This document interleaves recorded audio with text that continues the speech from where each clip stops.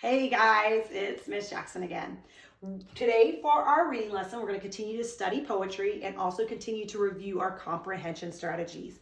Our comprehension strategy of the day is Digger the dog. Look at Digger, isn't he cute?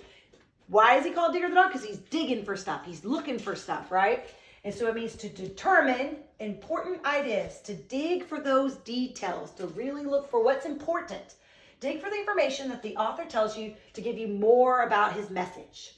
Dig and determine the facts in the story, okay? So we're going to start with poetry as a review of this. And I got some really cool poems for you today because these are What Am I poems. These are poems where there are clues hidden in there, and we're going to be like Scooby-Doo up in here. And we are going to dig like Digger the dog, who is our Scooby-Doo, and we're going to find all the important clues so we can answer that question at the end. What is it that the poet is talking about with his poet eyes to connect it back to writing? Remember, they describe things in such a way using interesting words, using rhyme, using adjectives, that you kind of see it's something in a whole different light. And in this case, they try to even keep it a secret from you a little bit. So are you ready to dig deep like Digger the dog? All right, let's go. Let's start with our first poem. This first poem is called Feeling Tied Down. Do you see that? I like this poem. It's called Feeling Tied Down. So right there is already a clue. They're telling you whatever it is feeling tied down. So it's something that's tied down. When I was born, I was little and perfectly flat. So what's something that's born that's little and flat? I don't know many things that come out flat.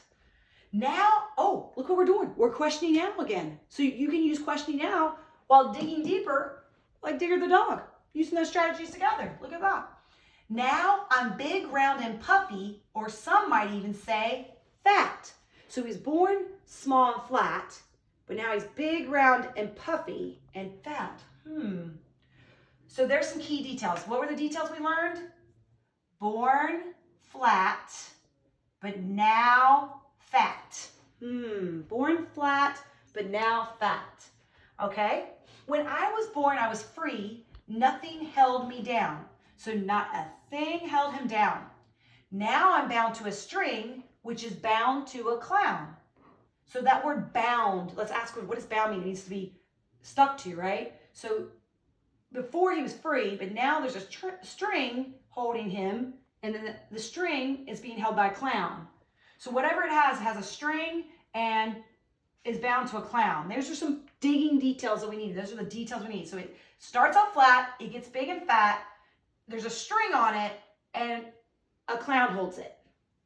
Are you starting to get an idea of what it might be?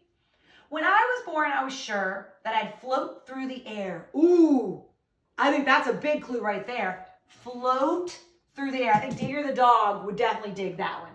Float through the air. But that dream has deflated, and it's just not fair. I read that really funny. Let me do it again. But that dream has deflated, and it's just not fair. There's a key word. Why did they choose to use the word deflated? Do you guys remember from our Go Noodles? Remember when we do inflate for the wobbly man? Deflate. Do you remember that in Wobbly Man? What wobbly man? Remember we talked about when inflate, that means to fill up with the air, and deflate means to let the air out. So maybe the poet used that word because they're talking about something you fill up with air. So let me think about it. It's attached to a string. You fill it with air. It starts flat, but then gets fat. Flat gets fat when you fill it up with air. You attach a string to it. I think I'm getting it. Let's check the last stanza. Remember, stanza is like little paragraph-like things in your poem. Let's see. When I was born, I was brave. Nothing hurt me at first. Now I'm so scared of pins, I'm afraid that I will burst. Scared of pins? Burst? Do you got it? I think I got it. Could it be? If it's scared of a pin because it'll burst, it blows up with air and gets fatter? It's attached to a string to a clown? Are you shouting it? I bet you are. Say it real loud. That's right, guys. It's a balloon. It's a balloon. See, it gets big and it's attached to a string. And if a pin pops it, it burst ever. Right? I love it. And we got that because we came up with all these clues. All these clues, by digging deeper for the details, helped us to understand what the author was trying to tell us. You want to try another one? Let's try one more, shall we? All right, let's see. Which one should we do? I've been set up or the cold hard facts? I say we go with the cold hard facts. Are you ready? So right there, we know it's cold and it's hard. Sometimes I'm very square. Ooh, that's good. We've been talking about shapes. So we know a square, all equal sides. There's 4 sides and they're all equal. It's a special rectangle because remember, squares are rectangles because it has 4 sides and right angles. But it makes it a special rectangle because all the sides are equal. Okay? So it's a square. And sometimes I'm very hard. So only sometimes is he hard. So let's put that. Sometimes they're hard. So I mean, sometimes he's not hard. But heat me up and soon I've melted like a tub of lard. Now you guys probably don't know what lard is, but Miss Jackson is from the Carolinas and we use a lot of lard, okay? So lard is like oil. Then when your mommy puts oil in the pan and she fries like fried chicken and stuff like that, lard is actually the solid form of oil and they scoop it out and when it melts, it becomes like a liquid. It's just things that Southern people use to cook food, okay? Ask your grandma, she might have done that. All right, so lard. So it starts out hard, but if you heat it up, if you get it hot, it melts. It melts. So let's put that. It melts if it gets heated up. Those are some good digger details right there. It melts. So it starts out there and it can melt. It'll melt if it gets heated up, okay? Okay, I'm starting to see an image in my head. We're using another strategy. We're using Rocky the Raccoon and we're visualizing that. All right, here we go. I look excellent in glasses. Why would it wear glasses? But I also look lovely in a tray. Why would you sit in a tray? It's on a tray, but it can also be in glasses. We'll just highlight those words because those probably are important. You can be in a glass, it can be in a tray.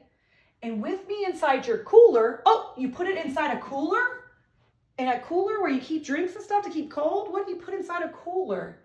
You can picnic all darn day. Oh, you could picnic all day. So it could be in a glass, it could be on a tray, and it could be in a cooler. What do we put in? Where glass? Where would I put my glasses? Maybe, that's one of those words, like we talked about, that it can mean 2 different things. It could be this kind of glasses, or maybe they mean like a cup glass.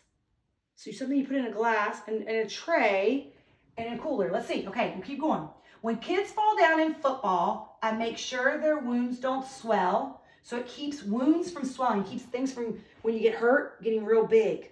When we get hurt on the playground, I'm making a connection now, like Spinner the Spider. We get hurt on the playground, sometimes go see Nurse Diane, and she gives us, I think I'm getting it, let's check. And when someone has a bloody lip, I comfort them as well. So it helps with when your lip's bloody, when you're swollen, okay? You can eat me when I'm solid.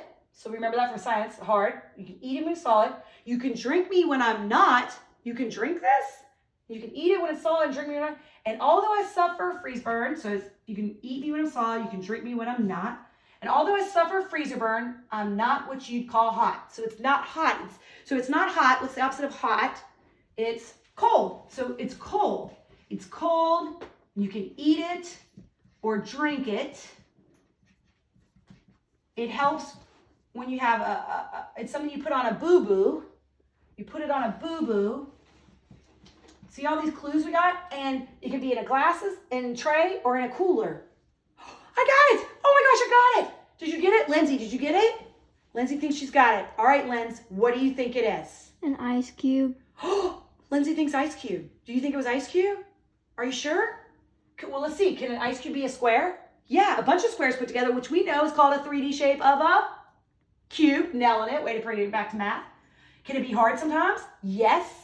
If you heat it up, will an ice cube melt? Yes. Can you put it in glasses? Yes. Do they come in ice cube trays sometimes? Yes. Can you put it in a cooler?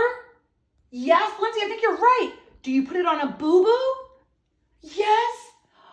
Do you eat ice cubes when they're solid, but then drink them when they're liquids? Yes.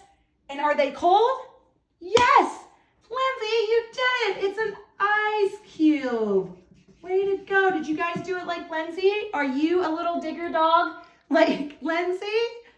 Like Scooby the Doo? All right.